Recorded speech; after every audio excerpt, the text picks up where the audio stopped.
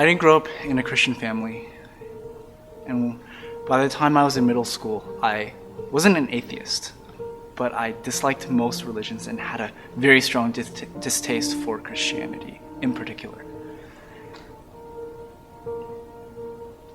About halfway through 8th grade, a friend invited me to youth group, and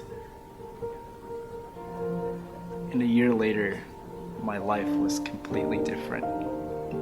Christianity had radically redefined my world. Here's what I mean. I think when we get to the question of religion and God, most of the time, the question that we're trying to answer is how good is good enough?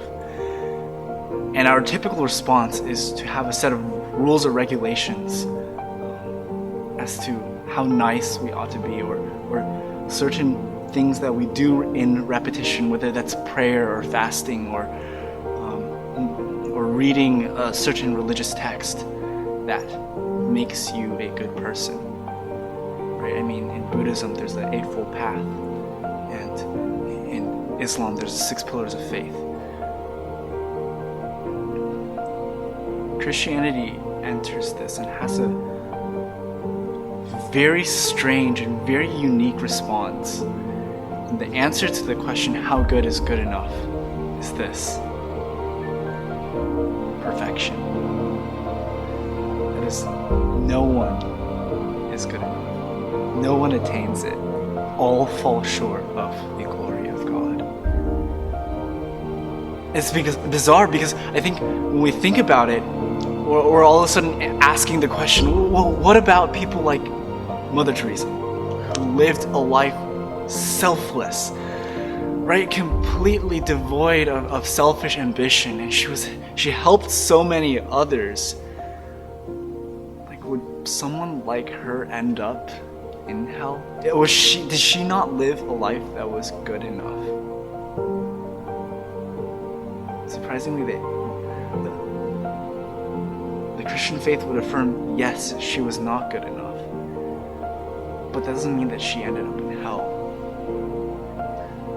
See, the Bible is based off of what we call the gospel, which translation is good news. And so the story doesn't end with the fact that we're not good enough. It goes on to tell of this beautiful love story in which God sends down His one and beloved Son, Christ, who lives the perfect life that we couldn't live and attains the righteousness that we could never attain, then dies a death that we deserved on the cross, killed by the ones that He's trying to save, and then triumphs over death and imputes onto us the righteousness and victory that we never could have, and takes from us the sin and imperfection that we could never rid ourselves of.